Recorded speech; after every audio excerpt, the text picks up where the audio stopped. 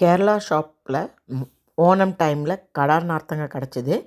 அதை வாங்கின்னு வந்து அப்படியே ஸ்ப்ரிங் மாதிரி கட் பண்ணி, அதுக்கப்புறம் சின்ன சின்னதாக கட் பண்ணி அதை உப்பில் போட்டு ஒரு 2 நாள் நான் ஊற வச்சுருந்தேன். அதுக்கப்புறமா இதை ஊறுகாய் போடுறது இப்போ எப்படின்றத காமிக்கிறேன். காயை நல்லா அலம்பி தொடச்சி காய வச்சு அப்புறம்தான் காயை கட் பண்ணணும்.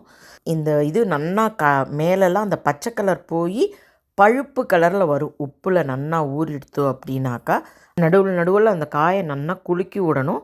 பழுப்பு கலர் வந்துடுத்துன்னா ஒரு வானலியில் 1 டீஸ்பூன் வெந்தயம், வரலி மஞ்சள் இது எல்லாத்தையுமே வந்து வறுத்துட்டு பொடி பண்ணி எடுத்து வச்சுக்கோங்க.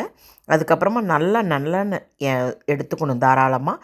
எண்ணெய் சுட்ட கையோட பெருங்காயம், வறுத்து வச்ச வரலி மஞ்சள் அண்டு வெந்தயம் இது பொடி பண்ணது இது, அதுக்கப்புறமா வரட்டு பொடி இது எல்லாத்தையும் நல்லா எண்ணெயில் பொரிய விட்டுட்டு உப்பில் ஊறின கடார் நார்த்தங்காயோடு சேர்த்து நல்லா பெரட்டி விட்டா டேஸ்டி ஊறுகாய்